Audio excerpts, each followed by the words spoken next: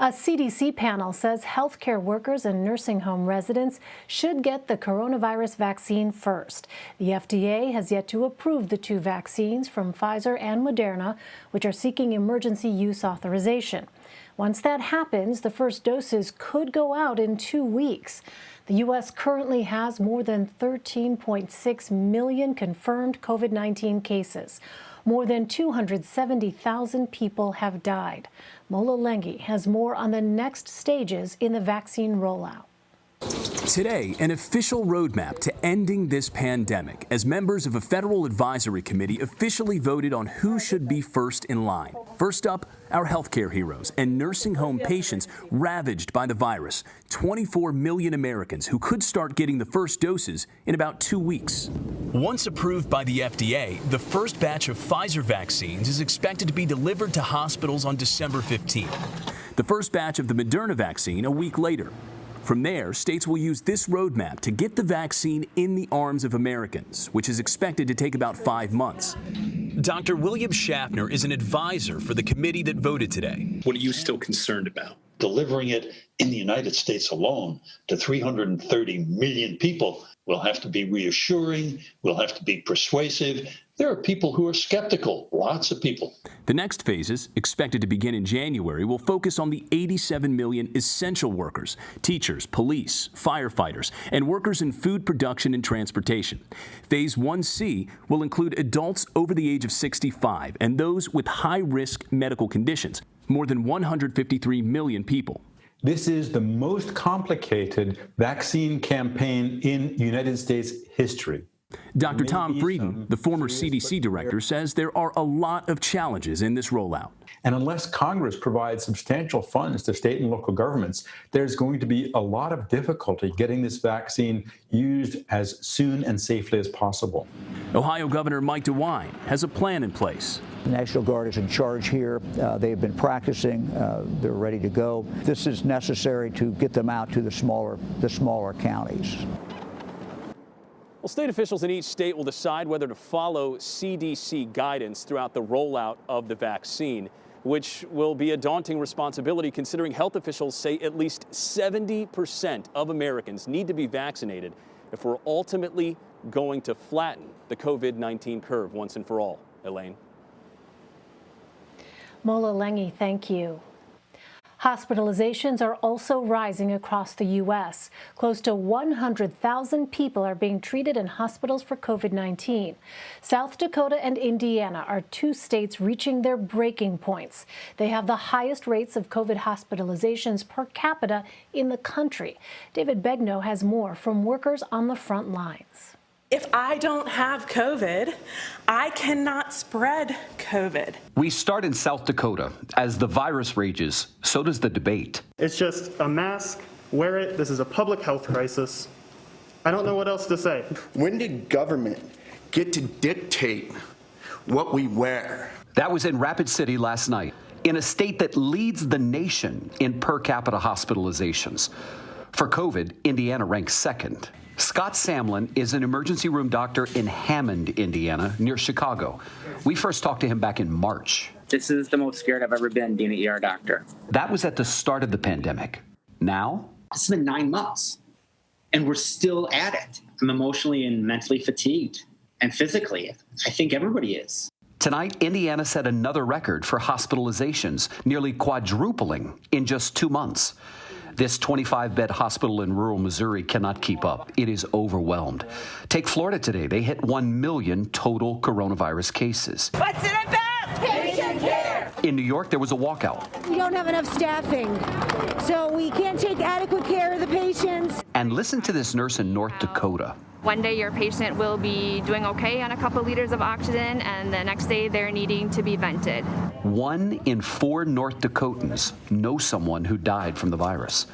Meanwhile, this from Dr. Anthony Fauci. I think if you start to see overrunning of your hospitals and your healthcare systems, I can assure you that there will be serious consideration for lockdown.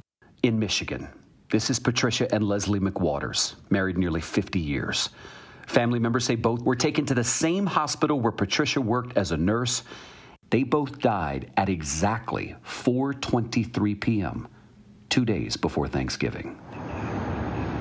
May their memory be a blessing.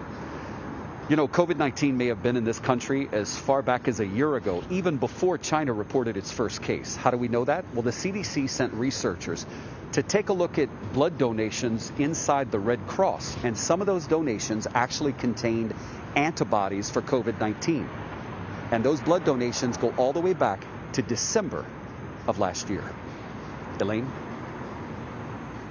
David Begnaud, thank you. For more, let's bring in Dr. Uzma Syed. She's an infectious disease specialist, as well as the director of the Antimicrobial Stewardship Center of Excellence at Good Samaritan Hospital Medical Center in New York. Dr. Syed, thank you so much for being with us. I want to first get your thoughts on the CDC recommending that healthcare workers and nursing home residents get vaccinated first. Explain why these groups are such a priority. Absolutely. Good to be with you, Elaine. We've seen over many, many months now how this virus has really affected those who are most vulnerable. And, our elderly population is really high risk. And we've seen from early on in the spring the toll that it's taken, and unfortunately the number of lives we've lost in this population. So it's prudent that we prioritize vaccinations and really try to protect the people who are most vulnerable and most susceptible, that being the population in long-term care facilities, the elderly population, and healthcare workers are really our front line. So when we think about the virus being so rampant in the entire nation, well, we need to ensure that we have enough healthcare workers that will be able to work and provide care for all of our residents. And so when we talk about healthcare workers, it's not just physicians. We want people to remember that there's many people that work in a hospital that have that contact with patients, potential COVID-19 patients. So we're talking about nurses, aides, respiratory therapists, dietary personnel, cleaning personnel. There are many, many people that are exposed on a daily basis. So we really have to think about protecting these individuals as well. That's such a good point. Well, what will you be monitoring, Doctor, after those first doses are administered? Do you have any concerns? I think, once the data is released and, transparent, I think it'll be really important for us to continue to build vaccine confidence in the community, to show that, these vaccines are really proven to be safe and effective. What we know so far from the press release and the limited information that we have, that the FDA is really looking at with the fine-tooth comb right now, is that, it's been very well tolerated, these vaccines, and the adverse events that have been reported have been really minor in both of these vaccine candidates. So we'll be looking, for those kind of things. The most common things from any vaccinations are usually low-grade temperatures and, soreness at the injection site. And so it's really important that we continue to communicate these things. And sometimes people can have a little bit more of a severe reaction, such as shaking chills and rigors and high temperatures even going on for a day or so. So we have to make sure that we are having effective communication and that there is really good monitoring of everybody who is getting vaccinated, to ensure that if there are any events happening, that everybody's communicating and we're keeping track of all of that. Well, as we first heard, the first vaccines from Pfizer are expected to begin arriving at hospitals on December 15th. Doses from Moderna would follow a week later. Now, both vaccines require 2 doses. So how might that complicate distribution? It is challenging. This vaccination campaign, this mass vaccination campaign, is really like none other. The fact that the population of the U.S. is 330 million, and we already know that we are going to have a limited supply of the vaccine. And on top of that, both of these candidates, 2 vaccines that to be problematic overall, because the distribution then will be a little bit challenging. We have the cold chain storage that might be a little bit challenging. And in addition to that, we will have, the complication of this with the second booster vaccine, that we need to ensure that we are keeping track of people that are getting the first vaccination and then are coming back for the second vaccination. So there's a lot of little intricacies that I think are being worked out at a local level and a national level. So there's going to be a lot of coordination from many, many parties involved in all of this. Doctor, we've heard about this concept of herd immunity, and I wonder, when could we possibly see herd immunity after the vaccine is made available to the general public?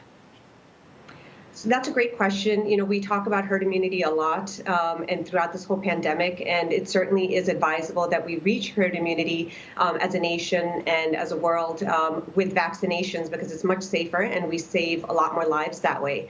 So in general, you need roughly about close to 70% of the population to be, to have at least vaccination or some form of exposure to and innate immunity, so that we can reach that herd immunity level. And with vaccination, really, that's the safest way. Because, the vaccines are being rolled out and we don't have indefinite supply, and as we mentioned before, we have a large population of the U.S. that needs to still be vaccinated, it is going to take some time. We are prioritizing based on recommendations from ACIP and other regulatory agencies. And so people just need to be patient still, because this is not something that we're expecting to be achieved overnight, and certainly not from the first shipment of the vaccine. Because as we mentioned, even with vaccines that are being delivered, say end of December, beginning of January, there's still going to be quite a bit shortage in the amount of vaccines we need to vaccinate the general population. So we're talking about still a long road, but certainly sooner than, if we had no vaccine. So we need people to be cognizant and keep continuing to wear their mask until, majority of the population has been vaccinated. Well, as you know, health officials are warning of a potential spike in COVID cases because millions of Americans traveled for Thanksgiving, despite pleas from public health officials to stay home. So how can people work now to curb the spread of the virus this holiday season? Yeah, this is a really important message that is really important for Americans to hear. We are seeing increasing cases, after the holiday, and we're expecting for these cases to continue to rise over the next several weeks. And unfortunately, that lands us right before Christmas and Hanukkah and Kwanzaa. And, that's an opportunity for people to gather again. So as difficult as it is, we really need Americans to really, buckle down and just really sit tight, because, help is on the way. The vaccines are on the horizon. And we really need to just get through this most difficult stretch for our nation, because we can't afford to lose more lives. Hospitals are at capacity. We have about 100,000, close to 100,000 people that are hospitalized right now, and those numbers are just going to continue to rise. So irrespective of the fact if you build more field hospitals, get more hospital beds, you also have to think about that you need the people working in the hospitals to actually take care of patients. So it may be easy, while it may be easy to create a space and create a bed and get a ventilator, it's not that easy to really create that physician or that nurse or that respiratory therapist to take care of you.